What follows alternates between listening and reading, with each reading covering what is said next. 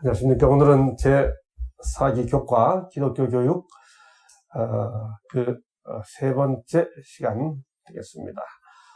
거듭 말씀드리지만 이번 한 기 동안에 우리가 교육에 대한 전체 주제를 다루는데 그 교육에 대한 전체 철학이 이 책 참다운 교육이라고 하는 책의 내용을 적용하고 확대한 것입니다. 여러분 중에서 이 책을 선물 받기를 원하시는 분들에게는 우리 원장님이 선물로 주신다고 하셨습니다. 그래서 꼭 이번 기회에 받으셔서 아주 유익한 책으로 함께 삼으시기를 바랍니다. 그래서 오늘은 그 세 번째 시간으로 교사로서의 율법이라고 하는 주제를 가지고 함께 공부하겠습니다. 교육은 교육자가 있고 피교육자가 있죠. 그래서 배우는 사람 입장에서는 좋은 선생님을 만나는 것이 정말 삶에서 누리는 가장 커다란 축복입니다. 근데 오늘은 살아있는, 이렇게 몸으로 살아있는 교사를 만나는 것이 아니라, 무형체로서의 교사입니다. 교사로서의 율법. 그러니까 율법이라고 하는 한 교사를 우리가 어떻게 만나게 되는가 하는 내용을 가지고 공부해 보게 되겠습니다. 이것이 이번 한 기 동안 우리가 공부하는 교재고요. 오늘은 그 세 번째 시간으로 아까 좀 전에 말씀드린 것처럼 교사로서의 율법입니다. 첫 주 주제를 우리가 다루면서 지금까지 내가 만났던 선생님 중에 잊지 못하는 선생님 이야기를 함께 해보자 하고 그때 우리 유 교수님께서 잠깐 초등학교 5학년 때 담임 선생님 이야기를 해 주셨습니다. 여러분도 아마 다 마찬가지일 겁니다.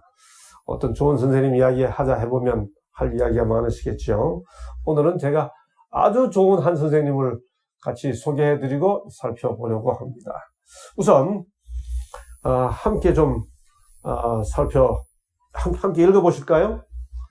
여기입니다. 시작. 나는 너를 애굽 땅 종되었던 집에서 인도하여 낸 너희 하나님 여호와라. 너는 나 됐습니다. 잊어버리셨습니다. 제가 가만히 확인해 봤는데요.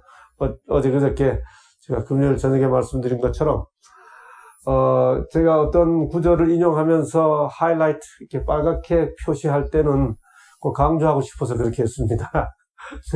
그러니까 센스 있는 분들은 그 부분을 조금 주목해서 읽으시면 됩니다.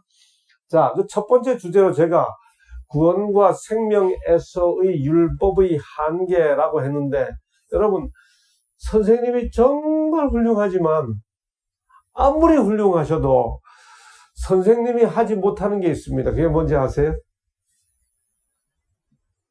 선생님이 아무리 잘 가르쳐 주셔도 선생님이 하지 못하는 일.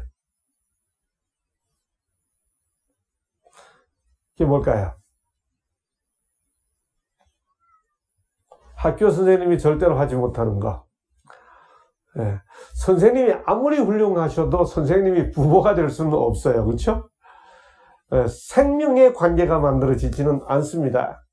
선생님은 선생님일 뿐이에요. 자, 무슨 이야기를 드리려고 하는가 하면요. 율법 이야기로 율법을 주제로 율법이라는 선생님을 가지고 이번 주 동안 공부하게 됐으니까 우선 그 율법의 역할의 한계를 확인하는 것으로 시작해 보려고 합니다. 율법의 압축이 성경에서 10계명이죠. 근데 저는 개인적으로 성경 10계명을 따박따박 제1계명, 제2계명 이렇게 외우는 것 참 중요합니다. 대단히 중요한데 그것보다 더 정확히 이해해야 하는 게 하나 있는데 그게 뭔가 하면 10계명의 서론이라고 생각합니다. 바로 그 10계명의 서론이 이렇게 시작합니다. 나는 너를 애굽 땅 종 되었던 집에서 인도하여 낸 너희 하나님 여호와로라. 여러분, 나는 너를 애굽 땅 종 되었던 집에서 인도하여 낼 너희 하나님 여호와로라. 이렇게 안 되어 있습니다. 다시 읽겠습니다. 나는 너를 애굽 땅 종 되었던 집에서 인도하여 낼 너희 하나님 여호와로라가 아니고요. 나는 너를 애굽 땅 종되었던 집에서 인도하여 낸. 다시 말해 그렇게 하면서 제1계명이 시작되고 제2계명이 시작됩니다. 하나님께서 사람에게 이렇게 계명을 지키라 라고 말할 때 이 계명의 의미는 이렇게 지키면 애굽 땅 종되었던 집에서 인도하여 내주겠다는 조건으로 주신 게 아니고 이미 애굽 땅에서 인도하여 내주시고 내주신 다음에 인도함을 받은 사람들에게 준 계명이 10계명이라고 하는 거죠. 다시 말해 10계명은 출애굽의 조건으로 주어진 게 아니고요. 출애굽의 결과로 주어진 것입니다. 이 법을 지키면 내 백성이 된다는 게 아니고 내 백성이 되었으니 이렇게 살면 좋겠다라고 주신 것이 10계명이라는 겁니다. 다시 말해 중요한 것은 하나님의 법의 집약이라고 하는 10계명, 율법도 구원과 생명의 조건으로 주어진 게 아니에요. 우리는 여기서 중요하게 깨달아야 할 것이 있습니다. 그것은 뭔가 하면 10계명은 구원의 조건이 아닙니다. 그것은 구원의 결과일 뿐입니다. 이미 구원하셨고 그 다음에 그들에게 계명을 주셨죠. 구원은 어떻게 받나요? 이 애굽에서 이스라엘 백성들이 애굽에 머물러 있다가 애굽에서부터 이렇게 나온 게 출애굽인데 그 나오기 전에 마지막 살아서 나오는 조건 여러 과정이 있었는데 그 마지막 과정이 뭔가 하면 바로 이겁니다. 그때 하나님께서 애굽에 사는 사람들의 모든 그 장자를 치실 때 말씀하시기를 좌우 설주와 문 인방에 요 밑에는 뭐라 부르죠? 지방. 지방은 왜 바르란 말 안 했을까요? 그 양을 잡은 장소가 지방이에요. 그래서 지방은 안 발라도 되기 때문에 아니라 거긴 저절로 발라졌어요. 그래서 문 좌우 설주와 문 인방에 피를 어린 양의 피를 바르라. 그러면 내가 너희를 위하여 넘어가리니. 여러분, 넘어간다는 말을 영어로 하면 뭔지 아세요? 예? 영어로 육교를 뭐라 그러는지 아세요? 육교. 지하도를 영어로 뭐라 그러나요? 예, 그 지하철, 이렇게 길 가다 이렇게 밑으로 이렇게 내려가는 거. underpass. 그렇게 합니다. 그러면 육교는요? overpass. 이 overpass를 뒤집어 가지고 어디를 넘어간다 할 때 동사로 쓰면 pass over 이렇게 합니다.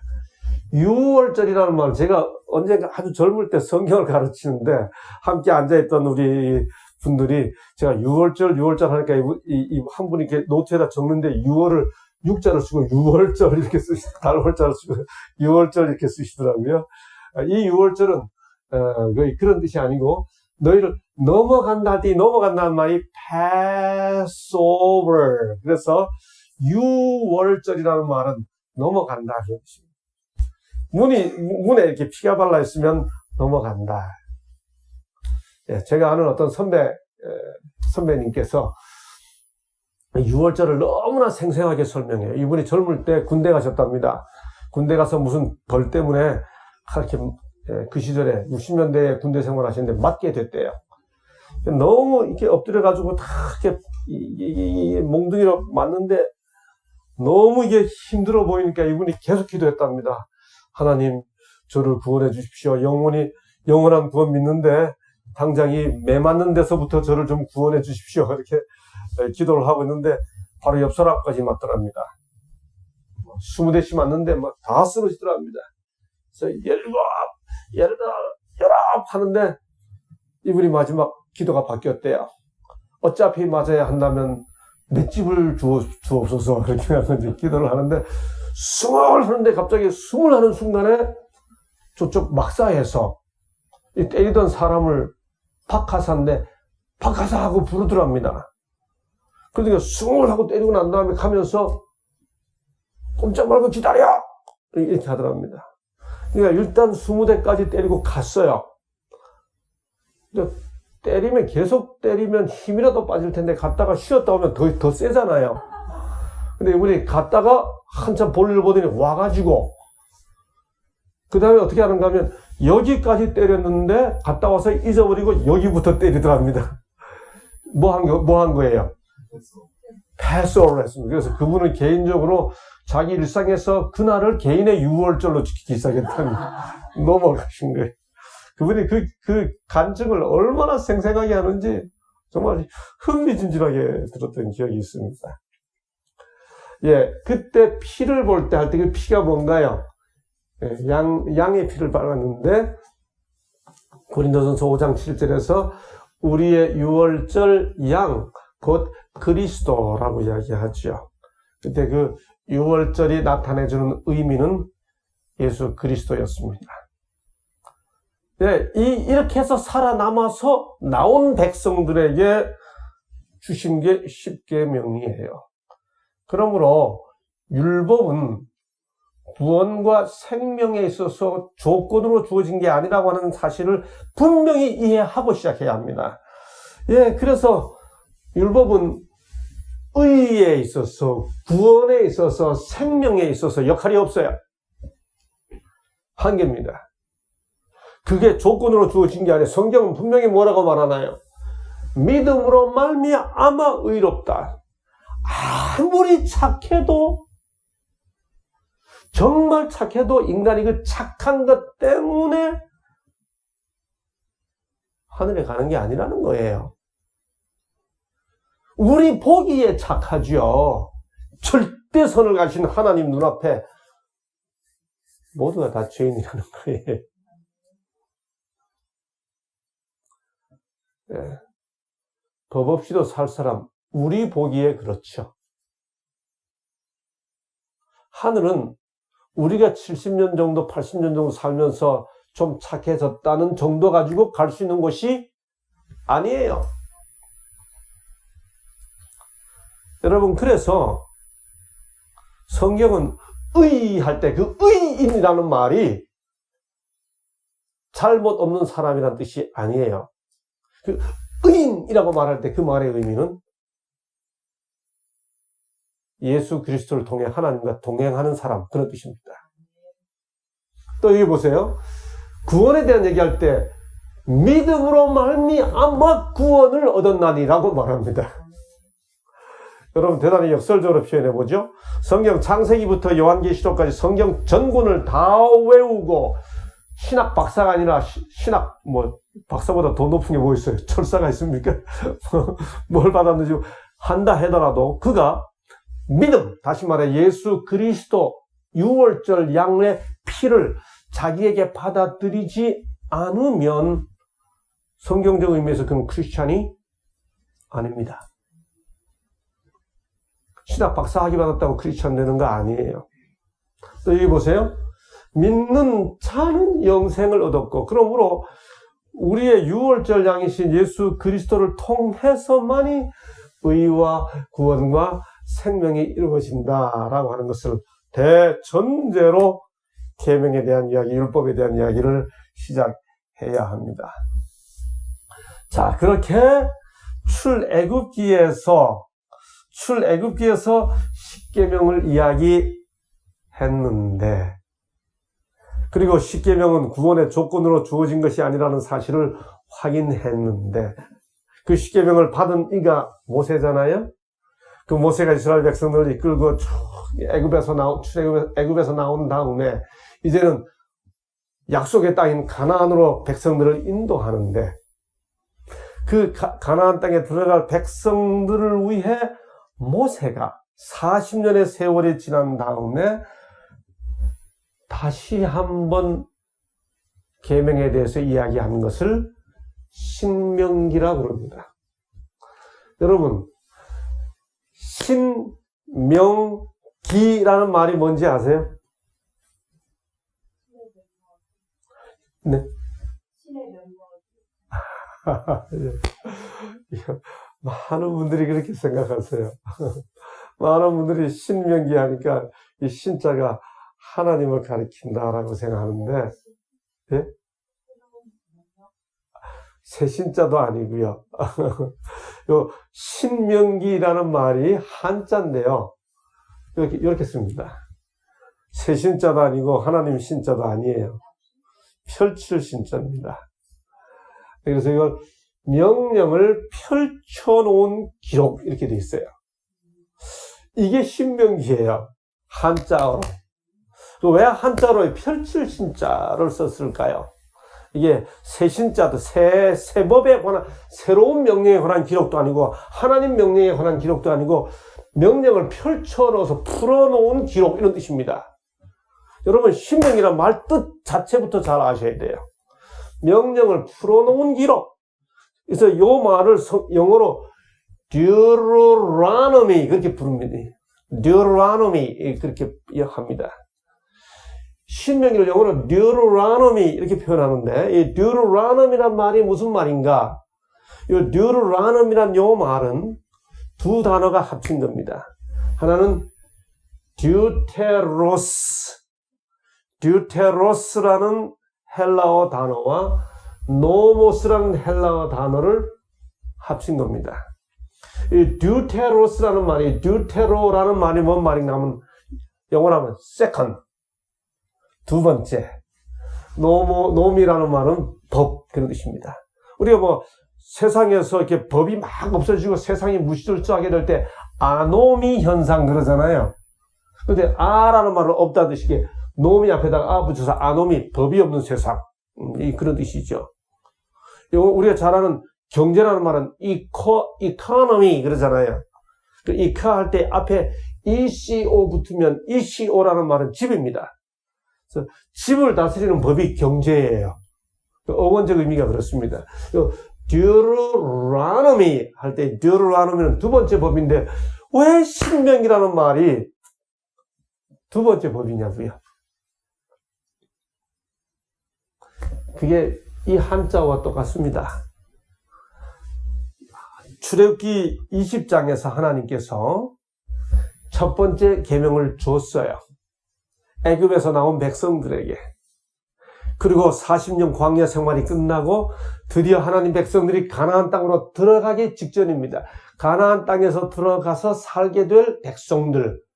그들을 위해 모세는 자기가 이제 수명이 다 한 것을 알고 이 사람들이 가나안 땅에 들어가서 살게 될 맨 처음 줬던 그 계명을 처음 주어졌던 그 계명을 다시 한번 펼치고 풀어서 설명하는 두 번째 법을 준 것이 신명기입니다. 그래서 신명기를 이렇게 쓰는 겁니다. 그러니까 신명기라는 말은 첫 번째 주어진 10계명을 풀어서 설명해 준 두 번째 법. 그래서 영어로 Deuteronomy 그렇게 부릅니다. 그렇죠? 그래서 요약하면 신명기란 모세가 약속의 땅에 들어가는 이스라엘 백성들에게 주는 고별 설교예요. 그 중에서도 마지막 모세가 그 설교를 다 하고 끝에 정말 이렇게 살았으면 좋겠다고 주는 유언이 31장, 34장은 모세가 죽었다는 내용이고 31장부터 33장까지 나오는 모세의 마지막 유언이 거기 나오는데 여러분 다시 말씀드리지만 10계명 자체가 구원의 조건으로 주어진 게 아니고 나온 사람들에게 준 것이고 이제 신명기는 그걸 다시 한번 설명해 주고 있는 것인데 이 신명기 내용 중에 모세가 하는 마지막 유언이 31장에 나옵니다. 보겠습니다. 제가 읽죠. 모세가 이 율법을 써서 그들에게 명하여 이르기를 너희가 요단을 건너가서 얻을 땅에 거할 동안에 이제는 들어가 살게 될 백성들이잖아요. 동안에 이 말씀을 알지 못하는 그들의 자녀로 너희가 들어가서 살게 되면 이제 애들 낳을 거 아니에요. 그렇죠? 자녀로. 그 다음 듣고 그럽니다. 우리가 다 학생들이면 배움을 얻잖아요. 듣잖아요. 듣고 그 다음에 잘 보세요. 내 하나님 여호와 경외하기를 뭐하게 할지니라 그랬습니까? 배우게 할지니라 이렇게 말합니다. 그러니까 하나님을 경외하라로 끝나지 않고 참 아주 놀라운 표현이에요. 하나님 경외하라 하게 해라 이렇게 하지 않고 하나님 경외하기를 배우게 할지니라 이렇게 말하는 겁니다. 그러니까 모세가 율법을 다시 풀었으면서 구원받은 백성들에게 십계명이 선포됐는데 이제 가나안 땅에 들어가 살게 될 백성들에게 이 율법을 잘 들어서 다음 세대 백성들에게 잘 배워서 잘 들어서 그 다음 경외하기를 배우게 해라. 그러니까 뭐가 선생님이에요? 율법이 선생님이죠. 그러니까 모세가 하나님 경외하려면 어떻게 해야 된다고 말씀하는가 하면 들어서 경외하기를 배우게 해라. 율법을 통해. 이건 아주 반복해서 부모가 자녀들에게 이렇게 했으면 좋겠다라고 말씀하시는 것과 같은 맥락입니다. 그렇죠? 그런데 이 말씀을 어느 정도로 간절하게 하는가 보세요. 모세가 얼마나 진지한지 이 사실을 강조하고 싶어서 그러므로 이제 너희는 뭘 써서요? 노래를 써서. 모세는 자기가 하는 그 유언을 노래로 쓰라고 그럽니다. 참 이상해요. 다른 건 다 잊어버려도 노래는 잘 안 잊어버립니다. 저는 강원도에서 첩첩산중이 제 고향입니다. 제가 언젠가 잠깐 우리 가족들에게 말씀을 드린 것 같습니다만 저는 초등학교 4학년 때 저희 집 부엌에서 무장공비를 직접 만났습니다. 초등학교 졸업할 때까지 한 번도 전기불도 버스도 보지 못하는 정말 산골에서 살았습니다. 수업하다가 이렇게 산판하는 트럭이 들어오면 애들이 선생님이 수업을 중단시켜요. 애들아 차 구경 가거라. 그러면 수업하다 말고 다 쫓아나와서 그 자동차 뒷공무니를 이렇게 따라가면서 매달리기도 하고, 그 다음에 그 자동차 배기가스를 다 쫓아가면서 이렇게 들이마십니다. 더 많이. 그걸 왜 들이마신지 아세요? 그 더 많이 들이마실수록 뱃속에 회충 죽는다고. 뭐 놀이가 뭐 있어요? 이게 깜장 재생고무로 만든 고무신 그거 2개를 이으면 기차고 반으로 접어서 꺾으면 택시고 그거 가지고 놀았죠. 네, 그런 시골에서 아주 자랐는데 그 시골에 제가 4살 때나 5살 때쯤 어떤 것 같아요. 어떤 집에 이사를 오셨는데 처음으로 기계를 가지고 국수를 이렇게 틀어서 그 집이 국수집이라 불렸습니다. 홍두깨는 늘 어머니가 밀면 국수 먹고 했었는데 근데 그 국수 기계에서 이렇게 빠져나오는 걸 저희가 살아가고 했는데 그 집에서 아이들을 모아놓고 뭔가를 가르쳤어요. 그때 배운 노래를 제가 평생 잊지 못합니다. 무슨 뜻인지도 전혀 모르는데 가사는 기억하고 있습니다. 돌돌돌 팔매 누가 자라나 소년 다윗 돌 팔매 누가 견주나 거기까지 제가 합니다.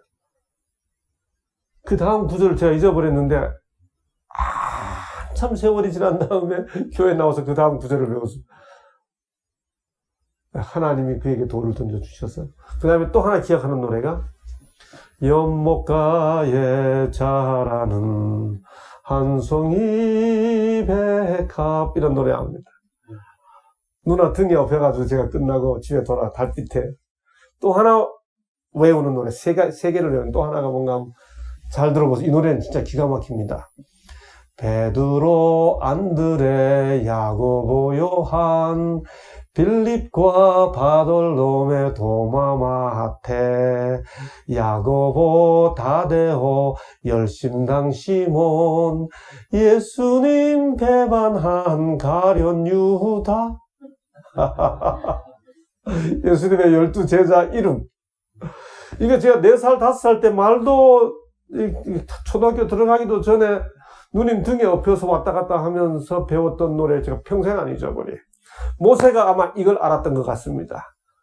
노래는 절대 안 잊어버린다. 여러분, 40년 동안 안 배우던 노래도 어느 순간 들으면 딱 떠오르잖아요.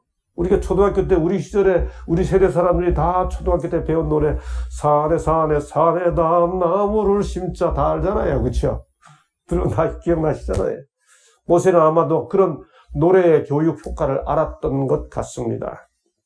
그래서 그 모든 가르침을 노래로 만들었습니다. 그래서 입으로 부르게 하여 이 노래로 나를 위하여 이스라엘 자손들에게 증거가 되게 하라. 그러므로 모세가 그날 이 노래를 써서 이 노래가 바로 율법입니다. 이거 노래로 외우기 하라. 이스라엘 자손들에게 뭐 하였더라? 가르쳤더라. 이게 신명기입니다. 예? 이걸 지켜야 구원받는 게 아니고 구원받은 백성들이 가서 살아야 할 선생님으로 삼고 여호와 경외하기를 배워야 할 교사로서의 율법을 노래로 가르쳐줬습니다.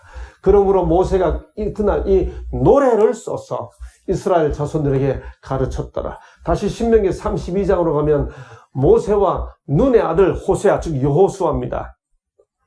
여호수아가 와서 이 노래의 모든 말씀을 백성에게 말하여 들리니라. 그게 신명기입니다. 노래.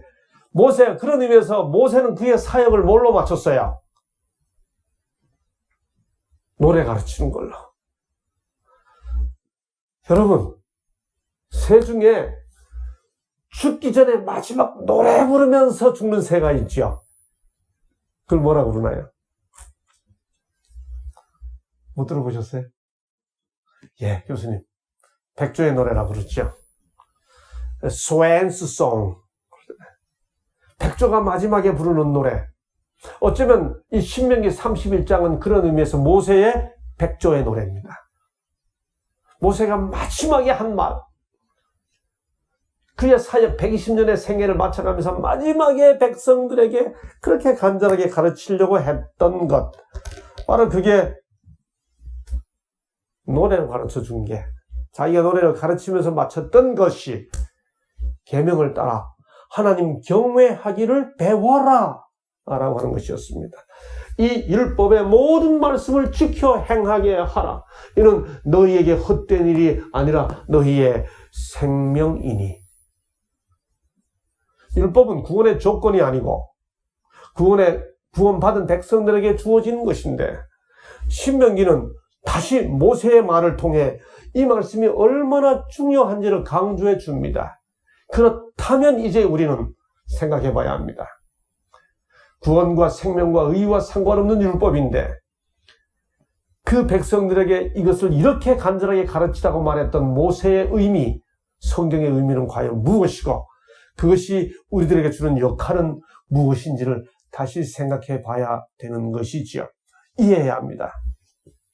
복음전도 500쪽은 이렇게 말합니다. 모세가 계명을 거룩한 노래의 가사로 만들어서 저들이 광야로 행진할 때 아이들이 구구절절히 그 율법을 노래하여 배우도록 하는 것이 중요하였다면 오늘날 우리의 자녀들을 하나님의 말씀으로 가르치는 것이 얼마나 요긴한 일인가. 우리 개개인들이 하나님의 율법을 배워야 되겠다. 율법의 가르침을 나의 삶의 지표로 삼아야 되겠다. 율법을 나의 선생님으로 삼아야 되겠다. 교사로서 삼아야 되겠다 하는 것이 얼마나 중요할까. 이걸 이해하고 이렇게 따라 사는 것이 모세가 백성들에게 노래로 가르치려고 했던 것의 의미가 중요하다면 오늘날 우리가 그걸 기억하는 게 얼마나 중요하겠니? 여러분, 오늘날 교육에 절대 기준이 없습니다. 이런 시대에 무엇을 우리 삶의 지표로 삼을 것인가 하는 거지요. 모세가 신명기를 통해 스완스송, 백조의 노래를 불러가며 그렇게 가르치려고 했던 것. 우리 자녀들이 계명을 문자 그대로 지키도록 교훈하는 데 있어서 하나님의 도움을 구하도록 하자. 우리의 가정에 음악이 넘치도록 최선의 노력을 기울이자. 부모들이 이 사실을 기억하는 것이 얼마나 중요한가 하는 거죠. 그렇죠? 그런 의미에서 우리는 이 바울의 말을 이해할 수 있습니다. 그런즉 우리가 믿음으로 말미암아 율법을 패하느냐? 정말 은혜로 구원받고 어린 양의 피로 넘어가는 믿음으로 의를 세우고 구원을 얻고 생명을 얻은 사람들이라면 모세가 구원받은 백성들에게 그렇게 주고자 했던 그 율법을 패하느냐? 그럴 수 없느니라. 도리어 율법을 굳게 세우느니라. 그걸로 자기 공로를 삼아 의로 주장하고 그것으로 구원받으려고 하는 것이 아니라 하나님의 의와 하나님의 구원과 6월절 어린 양의 피의 희생의 의미를 정녕 믿음으로 받아들인 사람들이라면 모세가 스웬스송을 불러가며 호소했던 그 삶이 우리 속에서 이루어지도록 해야 하지 않겠나 그것입니다. 그런 의미에서 우리는 이제 출애굽한 사람들로서 예수 그리스도를 나의 삶의 생명이라고 하는 사실을 받아들인 사람으로서 우리들에게 율법이 어떤 교사의 의미를 하는 역할을 하고 있는지를 이해해야 하는 것이죠. 여러분 성경에 율법을 선생님이라고 말한 게 있습니다. 이게 바로 갈라디아 3장 24절입니다. 이같이 율법이 우리를 그리스도에게로 인도하는 율법이 우리를 구원하지 못해요.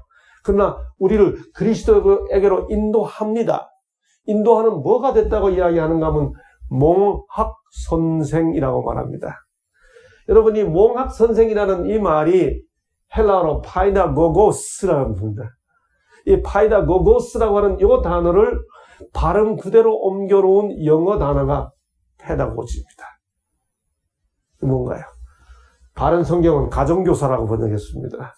세번역 성경은 개인교사라고 번역했습니다. 공동번역은 후견인이라고 번역했습니다. 이 파이다고고스라고 하는 단어는 옛날 귀족 자녀들을 잘 가르치기 위해 노예 어른이 뒤에서 이렇게 교양을 가르치고 기본적인 지식을 다 가르쳐주고 이렇게 합니다. 여러분 유치원에서 배울 거 다 배운다 그랬잖아요. 그렇죠? 여러분 그런 의미에서 율법이 구원에 있어서 무력하지 그 율법 속에 나타나 있는 교훈들은 우리들에게 참으로 유익한 것들이 많죠. 그것을 다른 사람을 판단하는 기준으로 삼는 것이 문제이지 얼마나 내 삶의 축복이 되는지는 우리가 이 구절을 통해서도 그 역할의 한계와 함께 의미를 분명히 알 수가 있죠. 두 번째, 함께 읽어보실까요? 시작. 이제 오늘 보고 완전히 행하는 오늘로 자기 일고하게 하는 예. 우리는 법을 생각하면 다 부담되고 속박된다고 생각하는데 대단한 역설이 나와 있습니다. 자유하게 하는 온전한 율법. 이게 거울이라는 거예요. 여러분, 기차가 레일 위에 있는 것이 속박인가요? 자유인가요? 물고기가 물 속에 있는 게 자유인가요? 속박인가요? 물고기는 물 속에 있는 게 자유예요. 연에게 연줄은 속박인가요? 자유인가요? 연에게 연줄이 끊어지면 자유가 아니고 파멸이에요. 연의 자유는 연줄에 매달려 있을 때입니다. 기차의 자유는 레일 위에 있을 때고 물고기의 자유는 물 속에 있을 때입니다. 그게 자유입니다. 그런데 율법은 거울에 딱 비춰보면 티가 보이고 흠이 보입니다. 내가 레일 위를 벗어났는지 자유하지 못한 상태에 있는지 여부를 거울이 우리에게 비춰준다는 거지요. 그런 의미에서 율법은 우리들에게 뭐가 부족한지를 보여주기 때문에 거울 같은 선생님입니다. 우리에게 비춰줍니다. 율법에 비춰보지 않으면 자기가 뭘 잘못했는지를 모르죠. 티가 보이지 않습니다. 여러분, 어떤 의미에서 하나님께서는 우리에게 많은 것들을 말씀하셨는데 그 명령들이 우리를 속박하는 게 아니고 사실 우리를 자유하게 하는 것들입니다. 제가 이 하늘마을 찾아와서 맨 처음 세미나 시작하면서 성경에 보면 이것이 하나님의 뜻이니라 하고 나오는 유명한 구절, 세 구절이 있습니다. 성경에서 가장 짧은 절 중에 하나인데 한국말로 하면, 영어로 하면 두 단어로 되어 있어요. 근데 한국말로 하면 가장 짧은 절입니다. 7글자로 되어 있어요. 그게 뭔지 아세요? 6글자로. 예? 서로 사랑. 그냥 한 절이 아니고, 영어로 하면 Jesus wept. 예수께서 우시더라고 하는 요한복음 15장 37절이 있는데, 아주 짧은 구절인데요. 그거보다 한글로 하면 6자로 딱 되어 있는 예수께서 우시더라 8자잖아요. 근데 한글로 딱 6자로 되어 있는 가장 짧은 절이 있어요. 뭐세요? 항상 기뻐하라. 이게 한글로 제일 짧은 절입니다. 6자죠? 근데 이게 첫 세미나 때도 제가 말씀드린 것처럼 이게 명령이에요. 항상 기뻐하면 좋겠어요. 이게 아니에요. 항상 기뻐해 주시겠어요도 아니에요. 항상 기뻐하라 명령이에요. 범사에 감사하라. 쉬지 말고 기도하라. 이것이 그리스도 안에서 너희를 향한 하나님의 뜻이니라. 여러분, 이게 명령문으로 되어 있어요. 근데 여러분, 부모들이 항상 기뻐하라 이렇게 말할 때 애들이 기뻐하면 당연히 부모가 기뻐하시죠. 그런데 기뻐하라라고 명령할 때 부모의 명령은 자기를 위해서예요. 그게 아이에게 좋기 때문이에요. 여러분, 하나님께서 우리 보고 범사에 감사하라라고 말할 때 당신이 감사를 받고 싶어서 범사에 감사하라라고 명령하시면 그 말을 듣고 감사하면 하나님께서 기쁘실까요? 안 기쁘실까요? 애들 보고, 야, 아빠 생일인데 너 선물 좀 사. 이래가지고, 아빠 이거 선물이야. 그걸 가져오면 그 선물 대응 안 돼요? 안 되죠. 근데 그렇기 때문에 하나님께서 우리 보고 기뻐하라, 감사하라, 그 다음에 기도하라라고 명령하실 때 그 명령은 사실 목적이 당신한테 있는 게 아니고 그게 그 자체가 우리를 위한 것이기 때문에 그런 거죠. 그렇죠? 기뻐하는 것이 우리를 위한 것이고 감사하는 것이 우리를 위한 것이잖아요. 마찬가지입니다.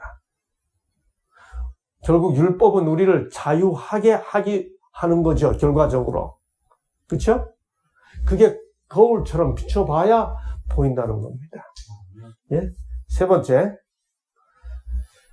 율법은 우리의 방향을 가르쳐 줍니다. 여러분 보세요. 뭘 들어야 할지를 몰라요.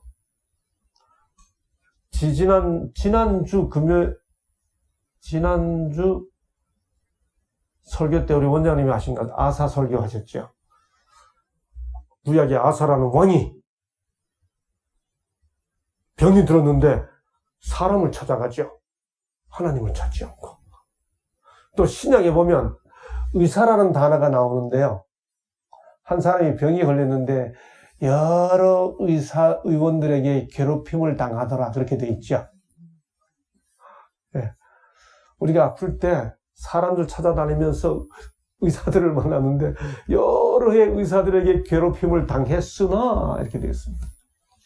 이론이 너무 많고 어떤 이론도 분명하지가 않아요. 그렇죠?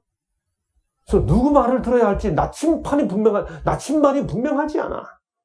이럴 때 정말 우리가 그 말씀을 따라 살면 확실한 방향이 되는 나침반이 필요한 거예요.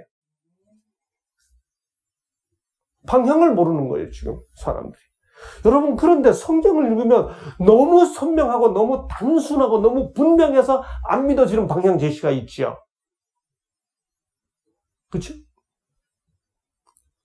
감사하면 치유의 회복력이 우리에게 이루어진다.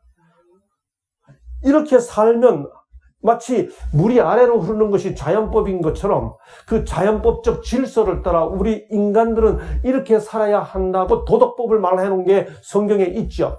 여러분, 철학자들은 자연법과 도덕법을 구분하죠. 근데 성경은 물이 아래로 흐르는 자연법처럼 이렇게 사는 것이 인간에게 복이 된다고 도덕법을 자연법적 차원에서 설명해 주는 게 있습니다. 하나님 율법이에요. 계명이에요. 그럼 우리를 자유하게 하는 겁니다. 여호와여 주의 도를 내게 보이시기, 도라는 말이 다 계명이고 율법이 길이죠. 주의 도를 내게 보이시고 주의 길을 내게 가르치소서. 어디로 가야 할지. 그렇죠? 예, 나침반 같은 교사입니다. 율법은. 네 번째, 우리가 너무 잘 아는 말씀 함께 읽어볼까요? 시작. 주의 말씀은 내 발의 등이요 내 길의 빛이니이다. 방향 제시로만 끝나는 게 아니고 안내해 주는 거예요. 갈 방향을. 여러분, 이 빛과 이 등을 하루라도 빨리 받아들이고 그걸 만나는 게 행복한 삶을 사는 축복이죠. 아멘.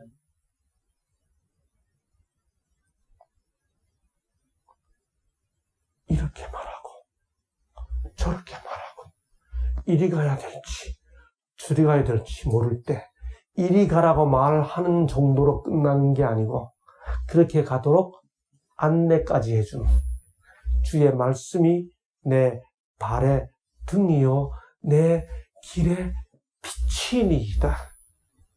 이런 교사, 율법으로 교사를 삼는 모세가 스웬스송을 불러가며 노래로 가르쳐가며 그렇게 따라가라고 호소하고 싶었던 그 말씀을, 여호와 경외하기를 배우라고 말했던 그 말씀을 따라 살아간다면 하루라도 빨리 선택할수록 우리의 삶은 행복한 거죠. 예, 율법은 우리에게 빛 같은 교사가 됩니다. 다시 여기 요한일서 3장 24절은 이렇게 말합니다. 제가 읽겠습니다.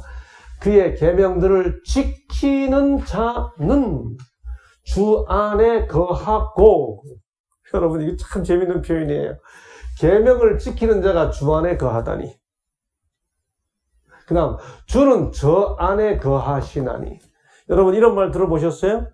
유대인들이 안식일을 지킨 것이 아니고 안식일이 유대인을 지켜줬다. 이 굉장한 역설이죠.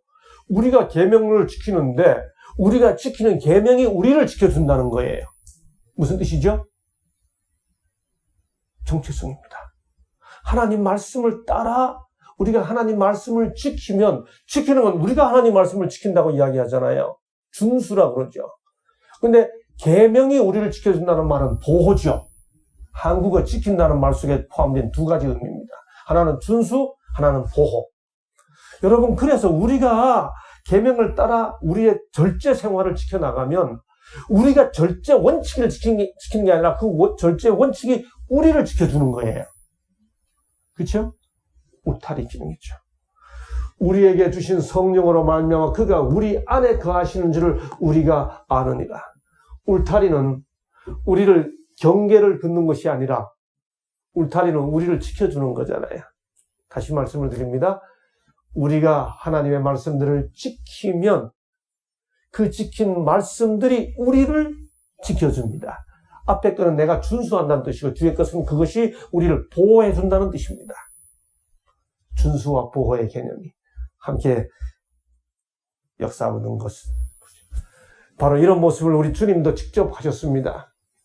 예수께서 이르시되 나의 양식은 나를 보내신 이의 뜻을 행하며. 예수님은 자기 생각대로 사는 게 생애의 방향이 아니었습니다. 그 일을 온전히 이루는 이것이니라. 이렇게 말씀하셨던 주님이 다시 이렇게 말합니다. 내가 율법이나 선지자나 폐하라고 온 줄로 생각지 말라. 물론 여기 율법과 선지자는 말은 구약이에요. 근데 구약을 포함하는 것뿐만 아니라 구약이 담고 있는 하나님의 율법이죠. 폐하러 온 줄로 생각지 말라. 폐하러 온 것이 아니요 완전케 하려 함이로라.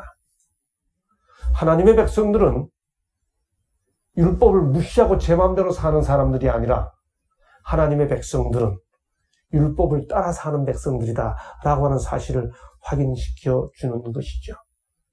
그게 율법이 우리를 보호해 주는, 내가 율법을 준수하는 것을 넘어서서 율법이 나를 지켜주는 축복인 것입니다.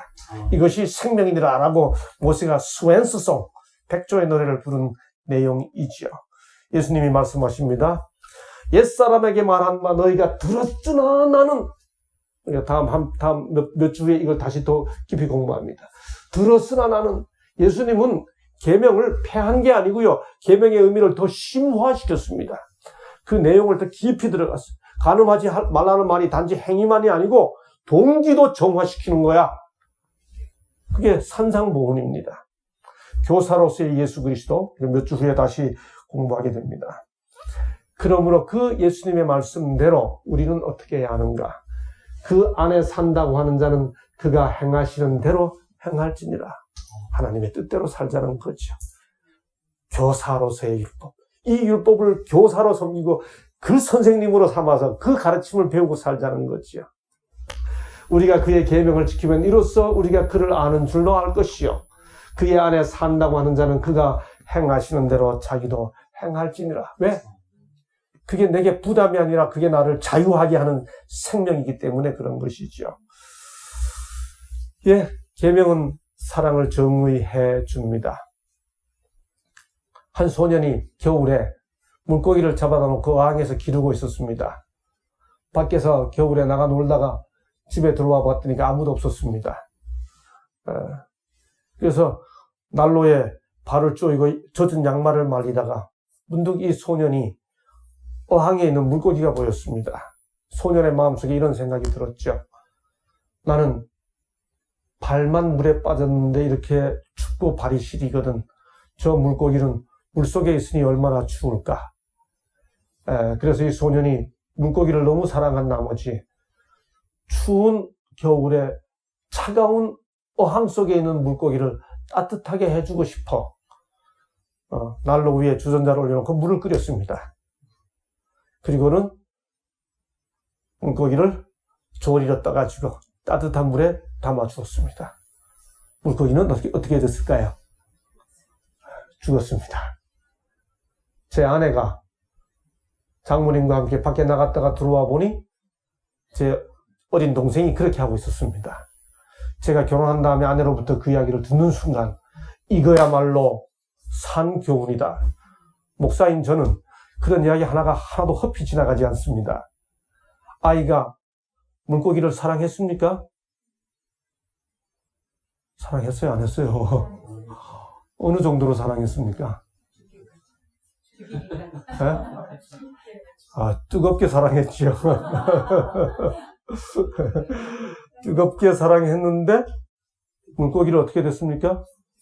죽었습니다. 그러니까 그런 사랑은 죽도록 사랑한 게 아니고 죽이도록 사랑했습니다.